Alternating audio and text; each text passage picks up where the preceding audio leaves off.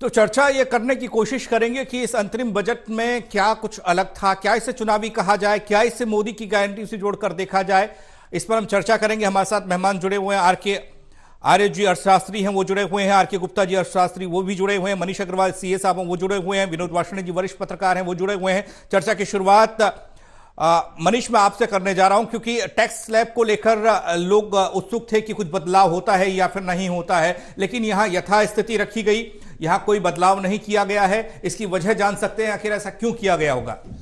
देखिए, ये बजट जो था ये इंटरिम बजट है। इनफैक्ट इसको बजट कहना भी ठीक नहीं है, ये वोट ऑन अकाउंट है। जो पहले 3 महीने जब सरकार अब देखिएगा, जैसे ही मार्च के पहले या दूसरे हफ्ते के अंदर maximum election commission dates announce कर देगा इलेक्शन की, सरकार बेसिकली एक केयर टेकर गवर्नमेंट हो जाएगी और उसके बाद कोई भी फाइनेंशियल एक्टिविटी जो होगी उसके लिए पार्लियामेंट की परमिशन चाहिए होती है। क्योंकि जो पिछला बजट है वो 31 मार्च तक के लिए था, तो अगले 1 अप्रैल से लेकर लगभग 30 जून समझिए या 31 जुलाई तक का समझिए, उसके लिए एक वोट ऑन अकाउंट है ये। इसमें कोई भी बड़े पॉलिसी डिसीजंस अनाउंस नहीं होते हैं। जैसे ही नई गवर्नमेंट का गठन होगा उसके बाद जो नई सरकार होगी वो दोबारा से अपना एक प्रॉपर बजट लेके आएगी, उसे पूर्ण बजट कहा जाएगा जी। उसी के अंदर सारे पॉलिसी डिसीजन, टैक्स रेट्स के डिसीजन वहां होंगे। सरकार के पास हालांकि अधिकार होता है, लेकिन परंपरा यही है कि उसके अंदर कोई भी बड़ा पॉलिसी डिसीजन ना लिया जाए, क्योंकि इससे अपोजिशन के ऊपर ऑब्जेक्शन होता है। क्योंकि देखिए, अपोजिशन तो यही कहेगा ना कि हम आएंगे सरकार में तो हम ये करेंगे। तो अगर आप वो अगले साल में जिसमें आप होंगे या नहीं होंगे उसकी आप अगर आप घोषणा कर देते हैं तो ये तो एक तरीके से अनड्यू बेनिफिट लेने वाली बात हो जाएगी। इसलिए सरकार जनरली इस चीज में ज्यादा नहीं छेड़छाड़ करती है। हालांकि बजट के दौरान ये कह दिया गया कि अगला बजट भी हम ही पेश करेंगे, इसको चुटकी के तौर पर आप ले सकते हैं, और सियासी वार भी हो रहे हैं उसमें कि अब ये कहना कितना आसान है। चलिए आऊंगा आपके पास में। आर के आर्य साहब आपके पास में आ रहा हूं। जिस तरीके से इस अंतरिम बजट को देखा जा रहा था आने से पहले, क्या लगा कुछ ऐसा कि आने के बाद इसमें कुछ है, कुछ खास है जिस पर गौर किया जा सकता है, जिस पर चुनावी छाप है या कुछ और? ये ज़रूर पब्लिक का उत्साह बढ़ेगा, क्योंकि मैं सारा नेगेटिव बर्डन मैं भी अपने कंधों पे नहीं लेना चाहता। तो ज़रूरी बात है कि इससे उत्साह बढ़ेगा लोगों का कि हमारा जो फ्यूचर है वो कोई भी सरकार आए सुरक्षित है, देश के हित में है सब कुछ। कुल मिला के अगर देखा जाए कि IIT, IIM की अनाउंसमेंट, मैं थोड़ा सा आपको आगे का भी रास्ता थोड़ा सा बताता हूँ, मुझे 1 मिनट ही दीजिएगा। IIT, IIM मेडिकल कॉलेज जो होते हैं, ये एम्स ये तो होते हैं सेंट्रल गवर्नमेंट के। अब सवाल क्या है कि स्किल डेवलपमेंट होनी चाहिए स्टेटों के साथ। स्टेट्स बनाती है ITIs, जहां पर वोकेशनल कोर्सेज होते हैं, जिसके अंदर लगभग 2 साल के कोर्सेज 32 होते हैं और 1 साल वाले कोर्स जो है फिटर और मैकेनिक और वॉच मेकिंग और ये करके वो 40-42 होते हैं। इस तरह के ट्रेड होते हैं उसके अंदर। तो कुल मिलाकर स्टेटों को योगदान देना चाहिए वोकेशनलाइजेशन में, ताकि जो मैन पावर है, जो आपका डेमोग्राफिक डिविडेंड है, जो कि ट्रेनिंग से बढ़ता है, शिक्षा से बढ़ता है, और जो वेस्ट एंड स्टंटेड चिल्ड्रन है लगभग 1 करोड़ के आसपास, उनसे बढ़ता है। और जो एनीमिक मदर्स है, जहां पर स्टिल बोर्न बेबीज होती है, उनके ऊपर ध्यान देने की जरूरत है। उसके ऊपर आपकी बजट एलोकेशन जो है वो हमेशा बढ़ती रहनी चाहिए। और उसके अंदर जो वर्कर्स है, आशा वर्कर्स है या पोषण के अंदर जो क्रैच के वर्कर्स है, वो जो जुड़े हुए हैं, उनकी सैलरीज में इजाफा होना चाहिए। और मेरा अनुमान है कि जो मिनिमम वेजेस 15,000 कुछ के आसपास बैठती है, वो इनको मिलना चाहिए। यदि आप मैन पावर को सशक्त करते रहेंगे तो डेमोग्राफिक डिविडेंड बनता रहेगा, और जैसे जैसे विमेन एम्प्लॉयमेंट में जाती जाएंगी फर्टिलिटी रेट बढ़ता चला फर्टिलिटी रेट घटेगा। अभी भी फर्टिलिटी मुस्लिम का 2.4 है और दूसरों का 2.1 है, जो दूसरे नॉन मुस्लिम है। तो हम रिप्लेसमेंट रेट जो है उस पर पहले से आ चुके हैं। इससे नीचे यकायक अगर करेंगे तो वर्कफोर्स कम हो जाएगी।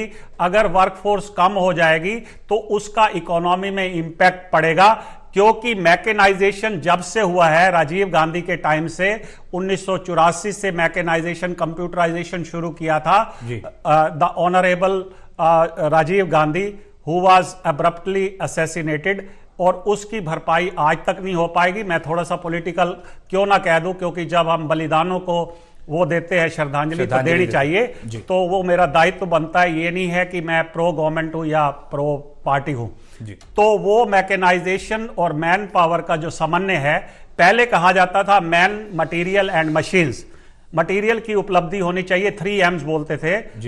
मैं जब प्लानिंग कमीशन में था तो तब अर्थव्यवस्था सोशलिस्टिक थी।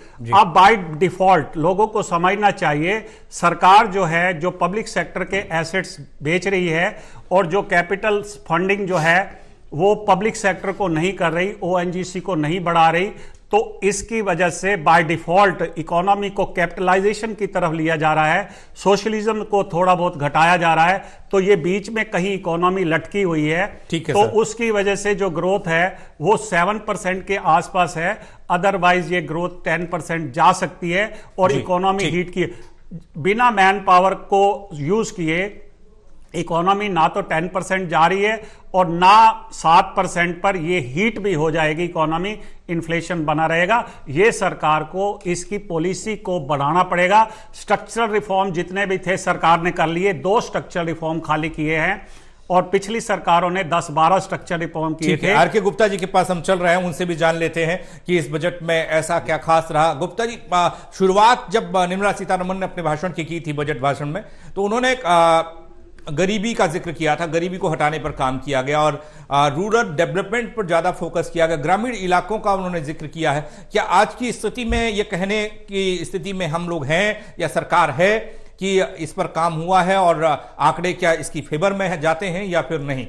देखिए पंकज जी, माननीय जो हमारे वित्त मंत्री हैं, उन्होंने अपने इस भाषण के अंदर जो आपने देखा कि जोर दिया है कि हम अपने यहाँ युवाओं के लिए, महिलाओं के लिए, हमारे किसान के लिए हमें पूरी तरीके से हमने ध्यान देना है जी। आप देखिए, महिलाओं के लिए उन्होंने 1 लाख महिला दीदी का जो योजना लाए हैं, उसका यही उद्देश्य है कि हम किसी तरीके से अपनी महिलाओं को सशक्त बनाएं जी। किसानों के लिए आप देखिए, वो तमाम उन्होंने योजना लाए हैं, उनको सब्सिडी जो योजना चल रही है इनकी। साथ साथ एक सबसे बड़ा अच्छा पॉइंट आपने देखा होगा, वो है हरित विकास। ये नहीं हम केवल मॉनेटरी एक चीजों को देखें, नॉन मॉनेटरी भी जो चीज है इसमें। आज देखिए, आज हमारे जो देश की जनसंख्या जो स्वास्थ्य से परेशान है, उसके बहुत पीछे कारण है पर्यावरण। पर्यावरण के लिए आपने देखिए उन्हें जो अपना नया लाए हैं बायोमास संग्रहण वित्तीय सहायता। हम पॉल्यूशन जो बढ़ रहा है उसके लिए सोलर का यदि प्रयोग करेंगे तो काफी पॉल्यूशन कम होगा। जो कार्बन एमिशन हो रहा है, हमारे क्लोरोफ्लोरो कार्बन जो एमिट हो रहा है हमारे जितने इंग्रेडिएंट्स हैं इनसे, अप्लायंसों से। दूसरा आप देखिए, बहुत लंबे समय से सरकार बात कर रही है ईवीज की।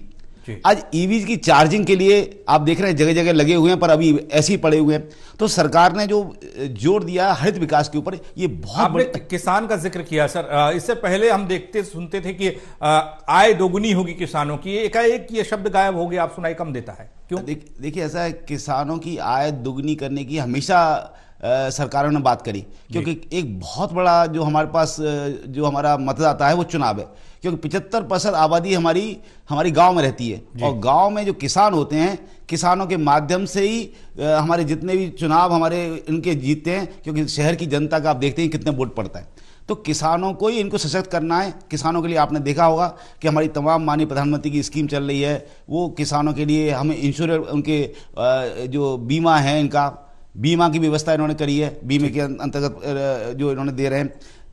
अच्छा, किसान के लिए सबसे बड़ी जो समस्या है वो है फसल, क्यों हमारे मानसून रहता है, मानसून पर निर्भर रहता है। अभी आप देख रहे हैं आजकल बारिश हो रही है, मतलब इस समय जो प्राकृतिक तौर पर सर है वो सब जानते हैं, लेकिन सरकारों की भूमिकाओं पर तब सवाल उठना शुरू हो जाता है जब किसान धरना प्रदर्शन करता है, किसान अपनी आवाज को बुलंद करता है, किसान आरोप लगाता है कि वादा खिलाफी हुई, किसान ये कहता है कि उसके इक्विपमेंट औजारों पर टैक्स लग रहा है, किसान ये कहता है कि उसको मिलने वाला जो ट्रैक्टर सस्ता मिलना चाहिए था वो महंगा मिल रहा है, और बड़ी बड़ी कारें और उनकी ब्याज दरों में गिरावट है, ट्रैक्टर में जब आप लोन लेने जाते हैं तो ब्याज दर बढ़ जाती है। तो ये सवाल है, मैं आऊंगा आपके पास, वासणी जी आपके पास आ रहा हूं, आपके पास अलग सवाल लेकर आ रहा हूं। एक पॉइंट और, अभी जब हम देख रहे थे जनसंख्या वृद्धि पर कमेटी का गठन, कमेटी बनाई जाएगी, इसका मतलब थोड़ा समझना चाहेंगे, क्या होने जा रहा है इससे?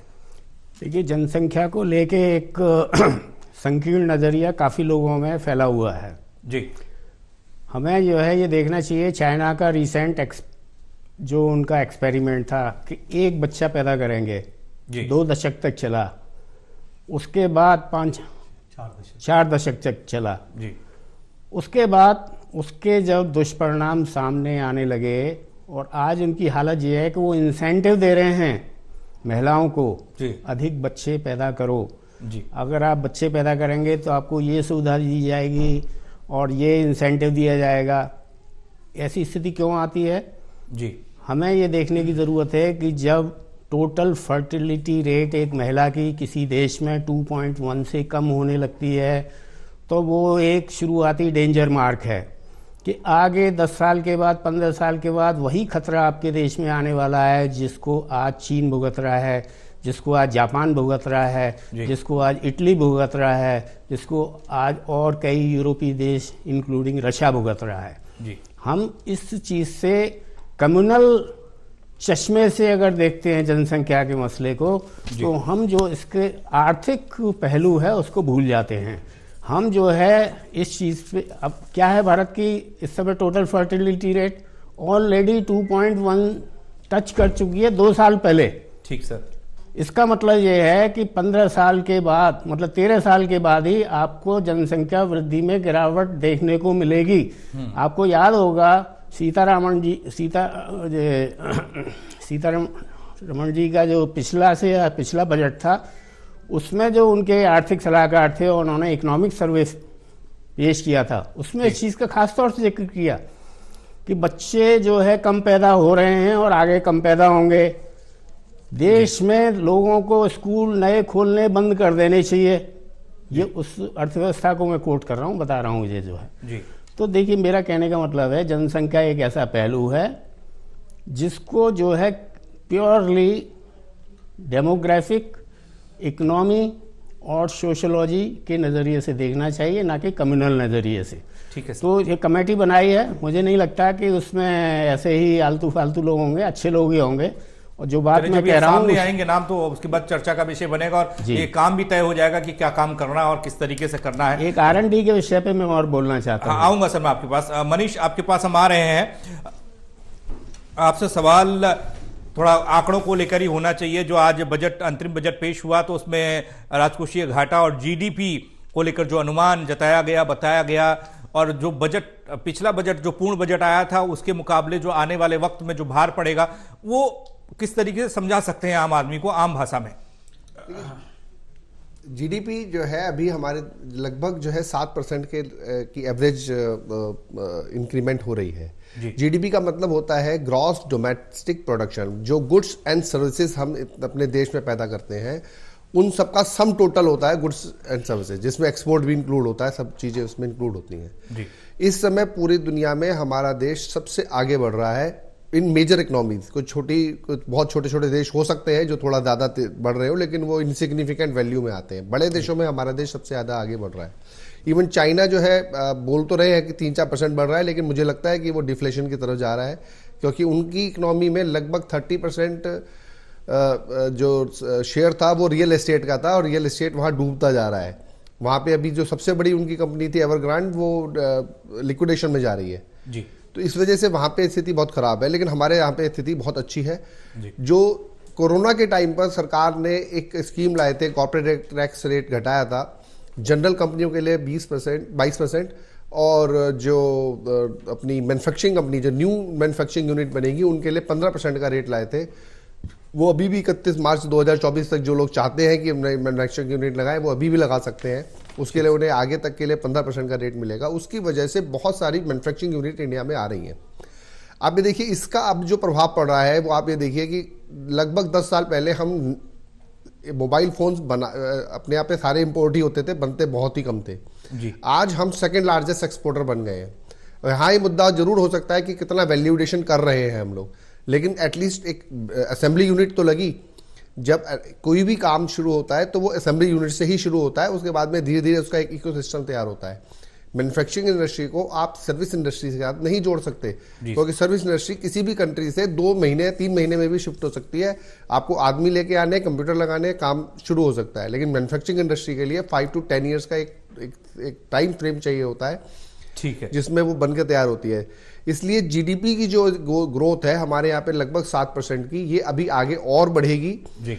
फिलहाल जो इसमें तेजी नहीं आ पाई है उसके मेजर 2 रीजन है। एक कोरोना के टाइम पर जी जो एकदम डिफ्लेशन आया, एकदम इकोनॉमी डाउन हुई, उसको रिकवर करने में टाइम लगा। उसके बाद में कुछ वॉर लाइक सिचुएशन क्रिएट हो गई वर्ल्ड में, जो सप्लाई चेन मैनेजमेंट खराब हुआ, उसकी वजह से इफेक्ट आ गया।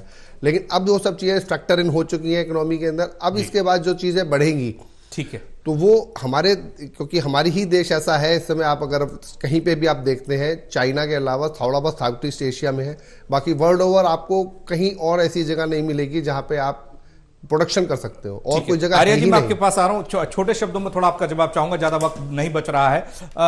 जिस तरीके से प्रधानमंत्री नरेंद्र मोदी को हम सुन रहे थे, उन्होंने एक बजट को कहा कि जिस तरीके से स्वीट स्पॉट, अनगिनत रोजगार के अवसर यहाँ बने, रेल को उन्होंने बताया कि वंदे भारत और तमाम तरह की कनेक्टिविटी से जोड़ा गया, सोलर रूफ प्लांट को लेकर वो बात कर रहे हैं। लेकिन अगर उद्योगों की बात करें तो हरियाणा के पानीपत और यमुनानगर के उद्योगपति इसलिए परेशान है क्योंकि उनको सस्ती बिजली नहीं मिलती। वो कहते हैं कि जो निवेशक आते हैं उत्तर प्रदेश शिफ्ट हो जाते हैं, क्योंकि उत्तर प्रदेश में उन्हें बिजली सस्ती मिलती है, जमीन जल्दी एक्वायर करने में दिक्कत उन्हें नहीं आती, जल्दी मिल जाती है।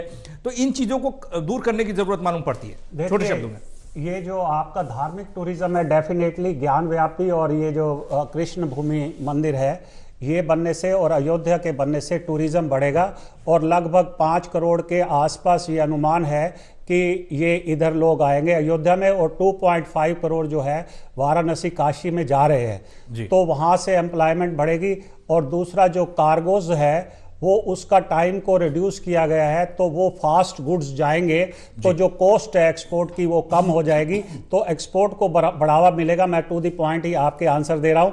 और जहां तक 300 यूनिट बिजली का है बात, एक सोलराइजेशन रूफटॉप को बढ़ाने में मुझे नहीं मालूम कि कितना खर्चा है, पर सरकार का अपना अनुमान होगा कि 300 यूनिट जो है वो प्रोड्यूस करेगी, तो वो सरकार का होगा कैपिटल एक्सपेंडिचर। तो इसका मतलब आने वाले दिनों में जो बजट रखा गया है 11,10,000 करोड़ का, वो जरूरी बात है कि उसमें 50, 60, 70 हजार करोड़ जो है सोलराइजेशन जो अदानी को दिए गए सोलर पैनल बनाने के, तो वो बनते हैं, वो सरकार का अपना खर्चा होगा, जैसे कि आवास योजना का है।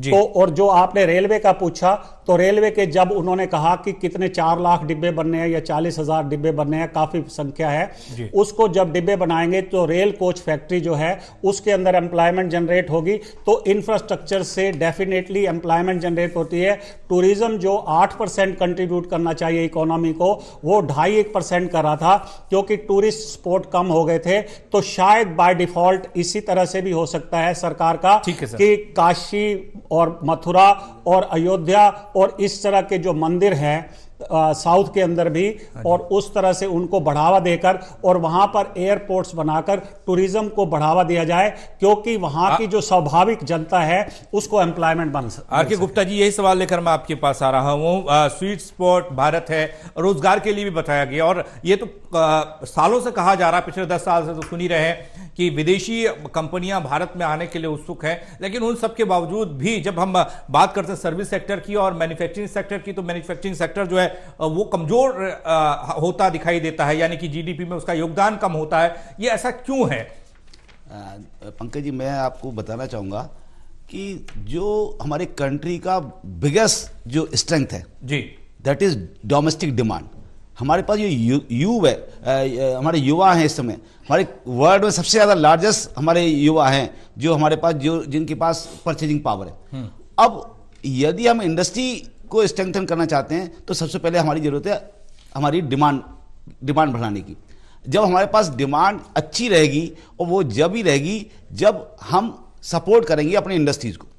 आज हमारी इंडस्ट्री जितनी है, वो हमेशा आप देख रहे हैं कि तमाम वो एकदम हमारी जितनी बॉटल नेक्स हैं, हमारी प्रोसीजरल बॉटल नेक्स हैं, उनसे जूझती रहती हैं कि आज इस काम के लिए जाना है, इस काम के लिए जाना है। वो सारे जो भी, एक तरफ तो हम कहते हैं हम एंटरप्रेन्योरशिप डेवलप करना है, कुशलता बढ़ानी है।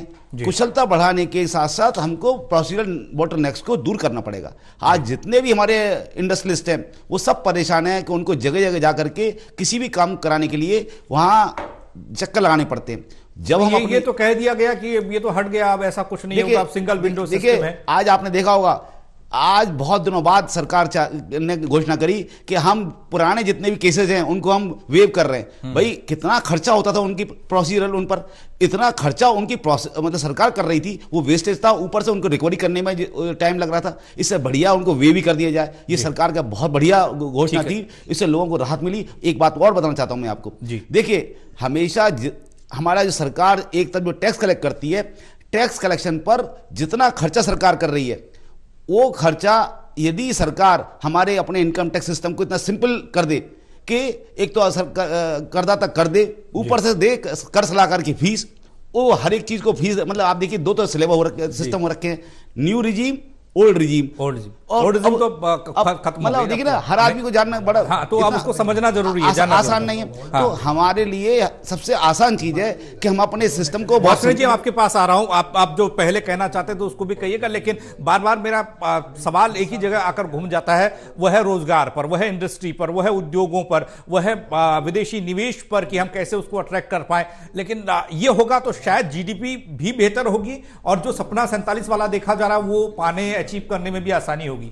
क्या कहेंगे? देखिए, आपका जो केंद्रीय बिंदु है आपके सवालों का वो ये है कि रोजगार कैसे बढ़ेगा, निवेश कैसे बढ़ेगा।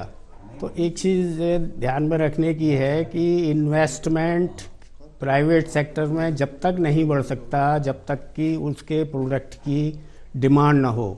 डिमांड जब तक नहीं बढ़ सकती जब तक लोगों की आय में इजाफा ना हो। जब आप सोचते हैं, अभी पिछले ही दिनों घोषणा हुई थी सरकार की तरफ से कि मल्टी डायमेंशनल तौर पे भारत में हमने 25 करोड़ लोगों को गरीबी से ऊपर उठाया है। उसके बाद फौरन अर्थशास्त्रियों के लेख आने शुरू हो गए कि आपने मल्टी डायमेंशनल गरीबी तो कम की है, सचमुच लोगों को गरीबी से उठाया है, लेकिन उनकी आय जो है नहीं बढ़ी है, उनकी जो इनकम लेवल है वो गिरा है जो है। कहने का मतलब ये है कि अगर लोगों की इनकम नहीं बढ़ती है तो डिमांड नहीं बढ़ेगी, डिमांड नहीं बढ़ेगी तो इन्वेस्टमेंट नहीं होगा। जितना भी ग्रोथ इस समय हो रहा है गवर्नमेंट के कैपिटल एक्सपेंडिचर की वजह से हो रहा है। एक बात तो ये कहना चाहता हूँ। दूसरा, अभी मैं अपनी बात जो कहना चाहता था वो ये कहना चाहता था कि प्रधानमंत्री जी का जब संदेश आ रहा था तो मैं बड़े गौर से सुन रहा था। तो उन्होंने 1 लाख उसके जो है R&D के फील्ड में 1 लाख करोड़ रुपए का एक स्पेशल फंड बनाने की घोषणा की है जी। लेकिन इस सारे बड़े आकर्षक सपनीली बातों के पीछे जो असलियत नहीं बताते। जब से मोदी सरकार आई है 2014 से लेके 2024 तक की बात करता हूं, जब सरकार आई थी तब जो है जीडीपी का 0.89% research and development, scientific research और डेवलपमेंट में खर्च होता था। आज जो है निर्मला सीतारामन या प्रधानमंत्री जी ये क्यों नहीं बताते हैं कि हमने वो घटा करके 0.64% कर दिया है। उनको एहसास है कि R&D में देश में खर्चा, इन्वेस्टमेंट कम हो रहा है, खर्चा कम हो रहा है, इससे हमारी जो है इकोनॉमी में कम्पिटिटिवनेस कम हो रही है, इसीलिए हमें विदेशी।